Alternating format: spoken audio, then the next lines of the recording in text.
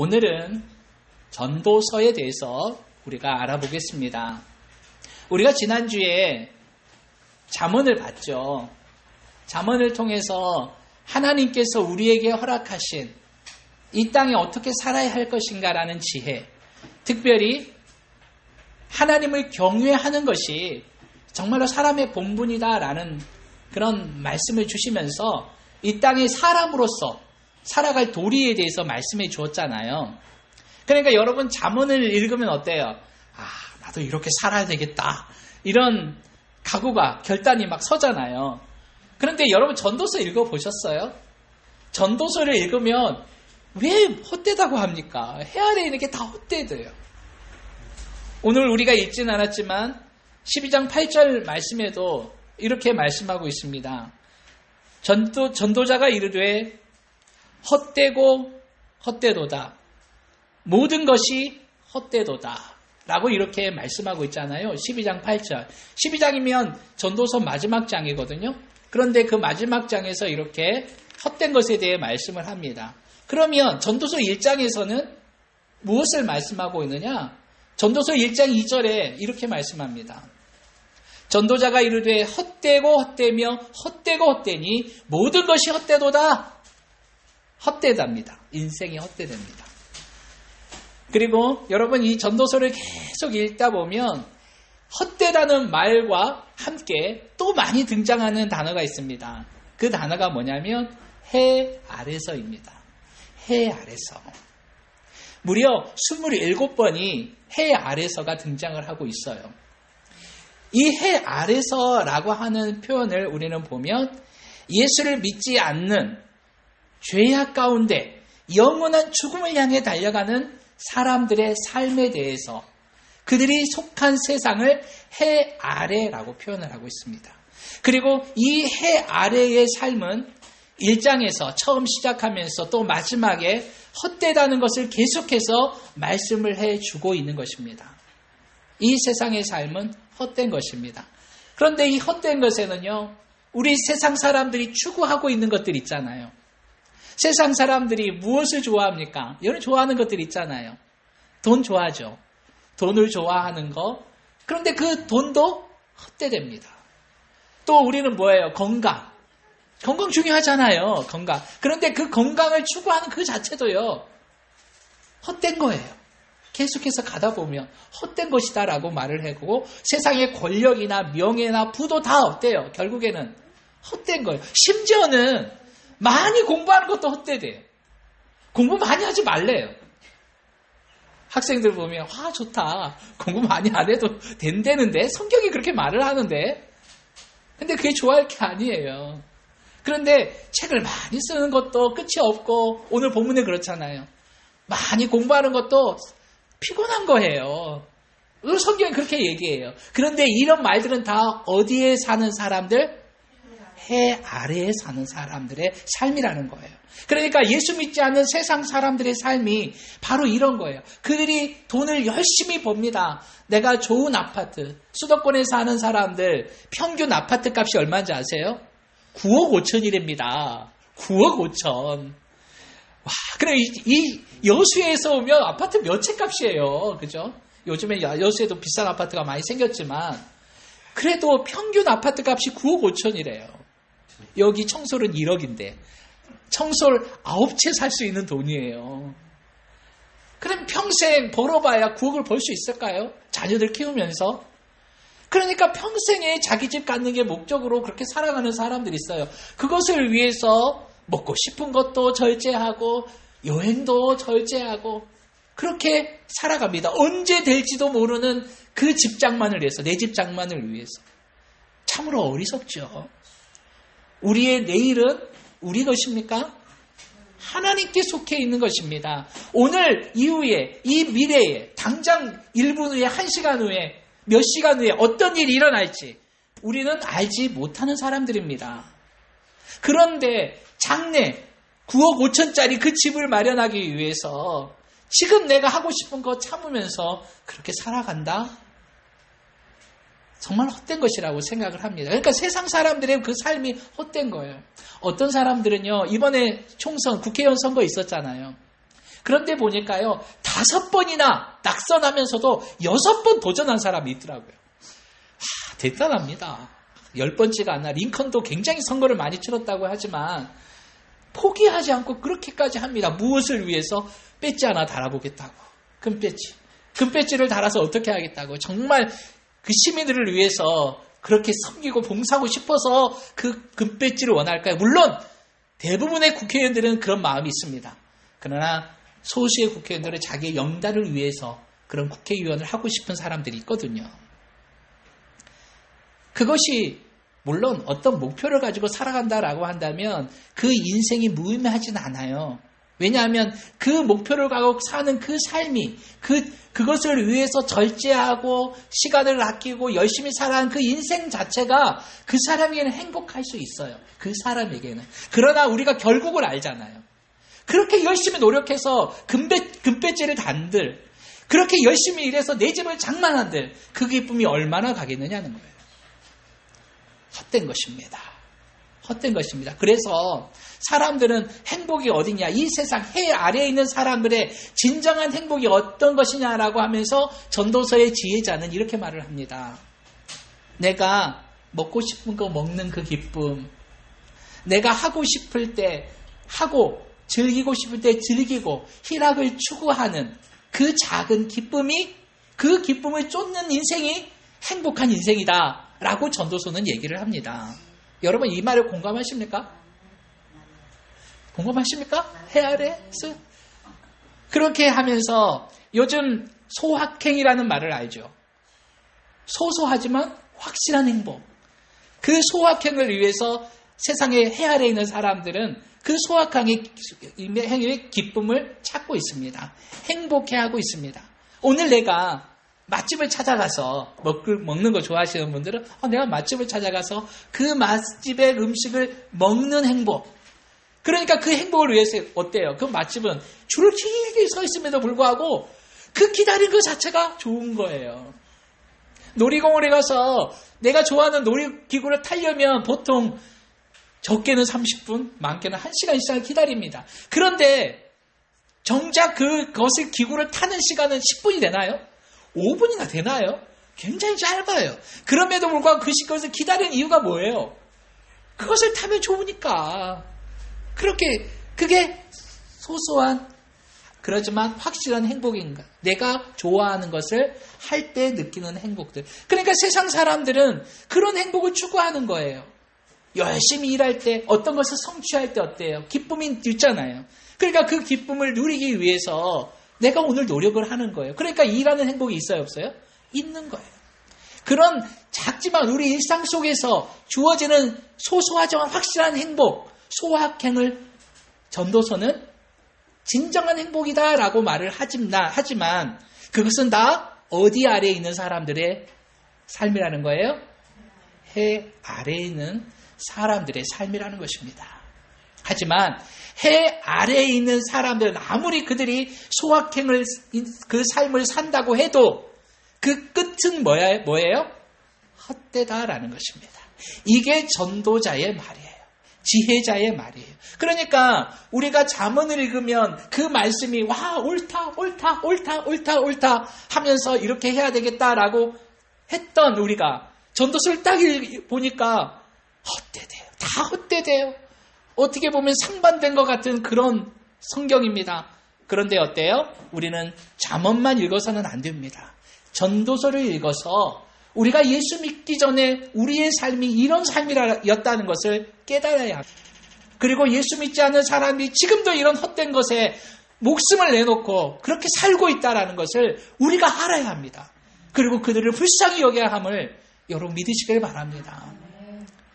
그래서 이런 세상에 해 아래의 헛된 삶에 대해서 헛되다는 결론을 전도자는 내리면서 그러면 어떤 삶을 살아야 하는가? 라는 것이 오늘 성경에 나와 있습니다. 오늘 성경에서는 뭐라고 말씀하십니까? 인간의 본분이, 사람의 본분이 13절입니다. 일의 결국을 다 들었으니, 여기서 이 다 들었다는 것은 뭐예요? 해 아래 인생의 그 모든 것들을 너희가 다 들었으니 이제는 온전한 삶이 무엇이냐? 하나님을 경외하고 하나님의 명령들을 지키는 것. 이것이 모든 사람의 본분이다 라고 이야기하고 있는 것입니다. 이것이 본분입니다. 이것이 바로 해 아래 죄악 속에 갇혀있는 사람들, 그 사람들이 헛된 것을 추구하는데 그렇게 살아서는 안 된다. 우리는 해 아래가 아니라 해 위에 이 세상을 초월하신 하나님의 그 존재에 대해서 우리가 생각하고 그 하나님을 경외하는 삶, 그 하나님께 영광 돌리는 삶을 살아야 된다라고 전도서는 말하고 있습니다. 결론은 어때요? 잠언과 전도서가 결론은 어때요? 똑같습니다. 접근하는 방법은 달라요. 잠언은 우리 인생의 삶에서 하나님을 경외하고 인간된 본분을 지키며 살아가는 방법들을 이야기하는 것이에요. 이 방법들은 누구에게 주는 말씀이에요? 하나님의 자녀들에게 주는 말씀이에요. 그러나 전도서는 어때요? 세상을 향해서 선포된 지혜자의 말씀이에요. 이 세상 살아봐야 너희가 원하는 명예도 없고 권력도 돈도 많아봐야 그건 다 헛된 거다. 너희가 이 일생 속에서 너희들이 좋아하는 소확행을 하지만 그건 역시 헛된 거다. 진정한 행복, 진정한 사람의 본분은 뭐냐? 여호와를 경외하는 거다. 하나님을 경외하는 거다. 결론은 어때요? 잠언과 전도서가 결론은 일치하는 것입니다. 그래서 우리는요, 잠언만 읽어서는 안 되고 전도서 함께 읽어가면서 온전히 하나님을 경외하는 것이 정말로 사람의 본분임을 분명히 알아야 할 것입니다. 이사야 43장 21절에 보면 사람이 하나님께서 우리를 지으신 목적이 분명히 나옵니다. 나의 영광을 찬송하게 하려 함이라. 하나님께서는 하나님의 영광을 찬송받기 위해서 우리 사람을 만들어주신 거예요. 그러니까 이 은혜가 얼마나 큰지 모릅니다. 제가 엊그저께 우리 집사님들한테 예를 들어서 표현했던 게 있습니다. 여러분 에프킬라 있죠? 에프킬라 이렇게 뿌리는 거 있잖아요. 그게 만약 이제 에프킬라가 지능이 있어요. 인공지능이 있어요. 그래가지고 벌레만 보이면 막 쫓아가서 걔가 막 뿌려. 자동으로 막 뿌리는 거예요. 좋겠죠. 벌레만 보이면 딱 레이더로 감지해가지고 쫓아가서 막 뿌리는 거예요. 그런데 그게 고장이 나버렸어요. 벌레를 쫓아가서 뿌려야 되는데 사람을 쫓아가서 뿌리고 있네. 그러면 어떻게 될까요? 사람을 쫓아가서 뿌리고 있으면 그게 온전한 역할을 하고 있는 거예요? 안 하고 있는 거예요? 못하고 있는 거잖아요. 그거는 있는 것보다 못하는 거예요. 차라리 없으면 사람이 해는 당하지 않잖아요. 그렇지 않습니까? 사람에게 그 에프킬라를 뿌리면 되겠습니까? 그 독성을? 벌레를 쫓아가야지. 그것은 없는 힘만 못한 것입니다. 그런데 세상 사람들은 그 중심이 누가 중심입니까? 세상의 중심은 사람들은 뭐라고 생각을 합니까? 세상의 중심은 나다. 여러분 혹시 그렇게 생각하고 있지는 않습니까? 세상의 중심은 나다. 해 아래에 있는 사람들은 그래서 나의 행복을 위해서 어때요? 다른 사람의 피해는 거들떠 보지 않는 사람들이 얼마나 많습니까? 세상에 악한 사람들 보세요. 자기의 이익을 위해서라면 다른 사람 것을 빼앗아 다른 사람이 사기를 쳐서 힘으로 또 여러 가지 것을 이용해서 수단과 방법을 가리지 않고 자기 행복을 위해서 하잖아요. 누구 행복을 위해서? 나의 행복을 위해서. 그게 온전한 삶입니까? 그게 온전한 삶이 아니죠. 오히려 그 사람이 없었으면 다른 사람은 피해보지 않잖아요. 그 에프킬라가 벌레를 쫓지 않고 사람에게서 그 에프킬라를 뽑아버리면 있는 것보다 못하는 거죠. 없는 힘만 못한 거잖아요. 여러분 그런 생각 많이 하냐. 세상에 악한 사람들 많잖아요. 그런 사람, 이 세상에 없었으면 좋겠다. 이런 생각해요, 안 해요? 하지 않습니까? 그만큼 이 세상의 사람들은요, 있는 힘만 못합니다. 왜? 인간의 참된 목적, 사람의 참된 본분이 무엇인지를 모르기 때문에 그렇습니다. 에프킬라는 벌레를 죽이는 데 사용되어져야 합니다. 우리 사람은 어떻게 사용되어져야 된다고요? 하나님을 경외하는 것. 하나님께 영광을 돌리고 하나님을 찬양하는 정말로 하나님보다 못한 존재로 하나님께서 우리를 이 세상에 가장 으뜸으로 우리를 만들어주신 것입니다. 그런 우리가 하나님께 영광을 돌리지 못하고 세상의 중심은 나야! 내가 없으면 어떻게 이 세상이 존재해? 하면서 나만을 위해 살아가기 때문에 잘못된 인생을 살아가는 것입니다. 그렇기 때문에 전도자는 그것이 헛되다라고 분명하게 얘기하고 있는 것입니다. 사랑하는 여러분, 우리의 인생의 목적은요, 하나님을 경외하는 것입니다. 하나님께 영광 돌리는 것입니다. 이게 인생의 목적입니다. 그러면 하나님께서는 전능하시고 전지하시고 이 세상 우주 만물을 만드셨잖아요.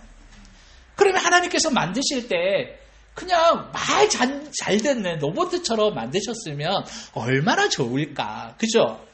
그러면 하나님의 독생자 예수 그리스도가 이 땅에 오실 필요도 없었어요. 처음부터 그렇게 말 잘 듣는 로봇으로 만들었으면, 그 명령한 대로 탁탁탁 하면 얼마나 그랬어요. 그러나 하나님은 그런 수동적이고 로봇과 같은 것을 원하지 않으십니다. 우리 사람, 우리에게 자유의지를 주셨어요. 선택할 수 있는 의지. 어떤 것을 선택할 수 있는 의지를 주셨습니다. 그것을 누구에게 주셨어요? 첫사람 아담에게 주셨어요. 그리고 우리는 아담의 후손이기 때문에 당연히 그런 자유의지가 있어요, 없어요? 있습니다. 그런데 그 자유의지로 안타깝게도 아담은 하나님께 순종하지 못하고 사탄의 유혹에 빠져서 죄를 범하고 말았습니다. 하나님의 명령에 불순종하게 된 것입니다. 그로 말미암아 죄가 시작되었고, 그 죄로 아담의 후손이 우리 모두는 다 죄 아래에 있을 수밖에 없는 존재가 된 것입니다. 그러니까 하나님께 영광 돌려야 한다라고 하는 인간의 본분을, 사람의 이 본분을 잊어버린 거예요. 망각한 거예요. 그러니까 내가 제일이다. 그러나 하나님께서는 하나님의 형상대로 우리를 만들어줬기 때문에 그 안에 양심이라는 게 있잖아요. 그죠? 우리 사람들 양심이 있잖아요. 그 양심에 뭔가 이것은 해서는 안 되겠는데, 그런 마음이 있어요, 없어요? 배우지 않아도 그런 마음이 있잖아요. 왜냐하면 하나님의 형상을 받고 우리가 태어났기 때문입니다. 그러니까 뭔가 전능자가 있는 것 같은데 그분이 누군지를 몰라요. 무엇 때문에? 죄 때문에. 그러니까 사람들이 무엇을 만든 거예요? 신을 만들기 시작한 거예요. 하늘의 해를 보니까 굉장히 대단한 것 같고 위대한 것 같거든요. 그러니까 우리 옛날 고대 시대에 보면 신으로 가장 많이 등장하고 있는 게 뭐예요? 하늘의 해, 달, 별, 이런 것들이잖아요. 그런 것들, 왜냐하면 우리가 인간을 생각할 때는 위대한 것 같거든요. 심지어는 사나운 맹수도 신으로 등장을 합니다. 심지어는 메뚜기도 등장을 해요. 여러분, 애굽에 10가지 재앙이 내렸잖아요. 그런데 그 재앙의 도구들이 다 애굽에서 신으로 섬겼던 것들이에요. 하나님 그것을 통해서 하나님께서 역사를 하신 거거든요. 그러니까 사람들은 어리석어서 그분이 하나님을 알지 못하니까 무언가는 있는 것 같은데 모르니까 그런 것들을 만든 것입니다. 오히려 더 악한 길로 빠져들고 마는 것이에요. 죄가 있는 곳에서는, 죄가 있으면 그 죄는요 점점 깊어지지, 죄 속에 거하는 사람들이 거기서 깨닫고 나오지는 못합니다. 처음에 우리가 마음을 합해서 많은 사람들이 좋은 뜻으로 모여서 공동체를 이룹니다. 그러면 그 공동체가 정말 영원히 평화롭게 유지되어지던가요? 결국에는 깨지더라고요. 깨지는 이유가 뭘까요? 우리 아이가 죄인이기 때문에 그렇거든요. 그렇게 사랑하는 여러분, 그러니까 이런 해 아래, 죄 아래 거하는 그 사람들은 모두 죄 안에 죄를 짓고 있는 것이고 영원한 죽음을 향해 달려가고 있음을 우리는 분명히 알아야 합니다. 그래서 인간된 본분이 무엇이냐? 하나님을 경외하는 것이다. 그것을 깨닫게 하여 주시기 위해서 하나님께서는 예수 그리스도를 이 땅에 보내셔서 우리의 그 죄의 문제를 해결케 하신 것입니다. 그래서 우리는 거듭난 존재가 된 것입니다. 거듭난 존재, 우리의 영이 거듭났기 때문에 영이신 하나님을 깨닫게 되어지는 거야. 우리가 경외해야 할 분이 세상의 신들이 아니라 하나님이시구나 라는 것을 분명히 알게 된 것입니다. 그러면서 내가 얼마나 하나님을 배반하고 하나님을 멸시하고 살았는지를 깨닫게 되면서 회개하게 되어지는 거예요.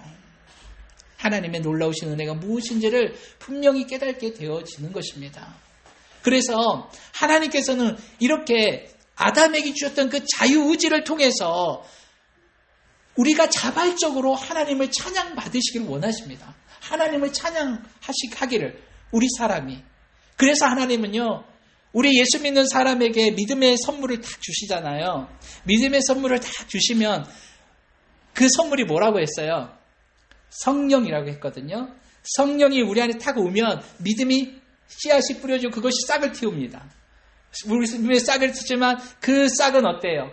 큰 나무예요? 아니면 이제 작은 나무예요? 그 싹이에요. 새싹이거든요. 연약합니다. 새싹은 어때요? 아무리 큰 나무의 새싹이라도 그 새싹은 쉽게 부러지고 여러 가지 환경 가운데 쉽게 죽을 수 있는 그런 연약한 존재예요. 그런 연약한 그 믿음의 싹이 튀어졌습니다. 여러분 정말 내가 예수를 주라 고백하고 마음으로 믿고 입으로 시인하면 우리 안에 성령님 계신 것을 믿습니다. 그 성령 계심을 믿으신다면 우리 안에 믿음이 있습니다. 그 믿음은 온전한 믿음이에요. 그 온전한 믿음이 있는데 그 믿음으로 말미암아서 하나님의 존재가 무엇인지를 알게 되는데 어렴풋이 알게 되는 거예요. 확실하게 명확하게 알면 좋은데 그게 연약하니까 뭐든지 희미한 거예요. 희미한 거예요. 믿음, 사랑 여러 가지 모두가 다 우리 믿음을 통해서 보면 연약한 거예요. 연약한 존재. 그런데 그 연약한 믿음이 성장하기 위해서 교회에 오래 다니면 그 믿음이 성장하나요? 성장하던가요? 아니요. 이 나무가 성장하기 위해서는 여러 가지 영양소가 있어야 되잖아요. 우리 어린아이가 갓난아기에서 성장을 하기 위해서는 여러 가지 영양소가 필요하잖아요. 한 가지만 먹어서 돼요? 안 돼요? 안 되잖아요. 그래서 우리 믿음이 성장하기 위해서 사람의 본분을 확실히 알고 하나님의 명령을 지키면서 살아가는 삶을 사는 것입니다. 하나님께서 예수님께서 우리에게 명하신 명령들이 뭐예요? 한 가지로 표현하면 사랑하라. 하나님 한 가지로 표현하면 사랑하라는 거예요. 그거를 두 개로 나누면 하나님을 먼저 사랑하고 이웃을 내 자신같이 사랑하라라는 것입니다. 그것을 더 세분해 나가면 이제 하나님을 어떻게 사랑해야 되느냐, 또 인간을 사랑함에 있어서 어떻게 사랑해야 되느냐라고 우리 주님이 말씀을 해주시죠. 그런 말씀을 따라 살아가는 것입니다. 특별히 하나님을 사랑하는 방법이 뭐가 있습니까? 하나님을 예배하는 것, 하나님을 하나님으로 인정하고 살아가는 삶, 즉 인간 사람의 본분된 하나님을 경외하며 살아가는 삶을 살아가는 것이 하나님을 사랑하는 방법입니다. 예배를 통해서 하나님을 경외하고 찬양을 통해서 영광을 돌리고 기도함을 통해서 우리가 기도한다는 것이 뭐예요? 하나님께서 들어주심을 믿고 전능자이시니까 기도하는 거 아니겠습니까? 들어줄 힘도 없는 사람한테 기도하는 거 보셨어요? 아니잖아요. 우리가 하나님 앞에 기도한다는 것은 하나님을 하나님으로 인정하는 거예요. 그러니까 기도를 통해서 하나님께 영광을 돌리는 거예요. 찬양을 통해서 예배를 통해서 또 그렇게 살아가는 것이 이것이 하나님을 사랑하는 방법들이에요. 그럼 인간을 사랑하는 방법들은 뭐가 있어요?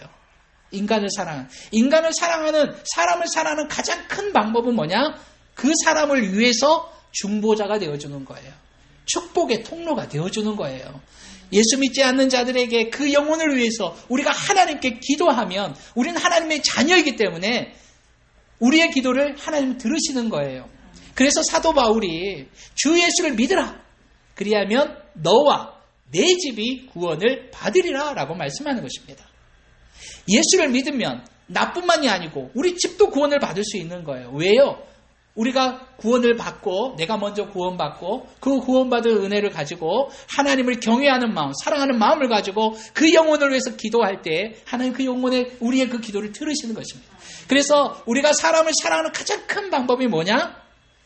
기도입니다. 그 영혼을 위해서 기도해 주는 것. 그러니까 우리가 당신 하나님의 사람입니다. 사랑하며 섬기겠습니다. 라고 이렇게 서로 이렇게 인사하잖아요. 그것은 뭐예요? 내가 당신을 위해서 기도해 주겠습니다. 이번 주에는 꼭 인사하신 분들 다 기도해 주시길 바랍니다. 그렇게 기도해. 그게 가장 큰 사랑입니다. 그리고 그 사람의 필요를 따라 채워주는 삶이 필요합니다. 자, 요즘에는 혼자 사는 분들이 참 많잖아요. 그죠? 혼자 사는 분들이 참 많습니다. 그래서 얼마 전에 그 무선 1차에서 있었던 어떤 한 청년이 결혼 아직 안 하시니까 40대 그 청년이 소식이 안 보이는 거예요. 얼굴이 안 보이는 거예요. 소방점검 하잖아요. 요즘 소방점검 다 다니는데 소방점검 하는데 요즘에는 사람들이 잘 문 안 열어주잖아요. 낙 두드리면. 그러니까 소방점검하는 사람들은 사이렌을 울려요. 그리고 불 났을 때 울리는 그걸 울리면 이거 뭔 일이 났나 보다 하고 열어주거든요. 대부분 다 열어줘요. 그런데 사람이 없으면 못 열어주겠죠. 그런데 그렇게 했음에서도 안 열어주는 거예요. 그러니까 관리실에서 가가지고 문을 열었더니 썩는 냄새가 나는 거예요. 거기서 죽어 있는 거예요. 바로 옆집에서. 그게 우리의 이 현실이거든요. 이 인간의 현실입니다. 그런 혼자 있는 사람들을 위해서 우리가 그 사람들의 안부를 물어주고 하루에 한 번이라도 찾아가서 안부를 물어주는 것도 그 사람을 사랑하는 방법이 되겠죠. 그리고 연약한 부분에 대해서 내가 잘하는 것을 가지고 섬길 수 있는 거예요. 특별히 우리 예수 믿는 모든 사람이 성령님 모신다고 했죠. 거하신다고 했죠. 그 성령께서 우리 각 사람에게 다 예외가 없습니다. 성령을 모신 모든 사람은 성령이 주시는 은사가 있습니다. 그 은사를 가지고 은사를 주신 목적이 뭐예요? 은사는 여러 가지가 있어요. 그 여러 가지 은사를 내가 받았어요. 그러면 그 받은 은사를 가지고 다른 성도를 섬기라는 것입니다. 그렇게 은사를 가지고 섬기는 것이 그 영혼을 사랑하는 것입니다. 그래서 인간의 그런 방법 중에 사랑하는 방법 중에 이렇게 자기의 은사를 가지고 사랑하고 섬기는 그런 방법도 있습니다. 그러니까 그 사람의 필요를 채워주고 내가 잘할 수 있는 것으로 사랑하며 섬기는 것이고 세상에 믿지 않는 사람들을 위해서도 내가 잘하는 거 있잖아요. 하나님이 내게 재능 주셨잖아요. 그 재능을 가지고 섬길 수 있는 거예요. 요즘에는 재능 기부라는 말도 많이 하잖아요. 내가 잘할 수 있는 거 가지고 내가 돈을 바라지 않고 내 잘하는 걸 가지고 다른 사람을 섬기는 거. 이게 또 바로 영혼을 섬기는, 다른 이웃을 섬기는, 사랑하는 방법이라 할 수 있는 것입니다. 사랑하는 여러분, 그렇습니다. 이 모든 주님의 계명을 따라 살아가는 이 모든 것들이 다 해 아래가 아닌 해 위에 살아가는 우리들, 예수 믿는 사람들의 삶임을 믿으시길 바랍니다. 우리가 그러면 무엇을 바라봐야 합니까? 해 아래 세상 사람들처럼 그렇게 살아가야 합니까? 아니요. 해의 초라신 이 세상을 만드신 하나님을 향해 그 하나님을 바라며 살아가는 것입니다. 오늘 공감하신의 찬양을 통해서도 우리가 바라봐야 할 존재가 누구냐 분명히 얘기하고 있습니다. 세상이 아닙니다. 우리 주님을 바라봐야 합니다. 주님을 바라볼 때 우리가 어떤 존재인지를 알게 되고 참으로 여호와를 경외하면서 살아갈 수 있게 될 줄 믿습니다. 이것이 우리 인간의 본분입니다. 우리 사람의 본분입니다. 이 본분을 지키면서 하나님 영광된 삶을 살아가는 저와 여러분이 되어지길 원합니다. 기도하겠습니다.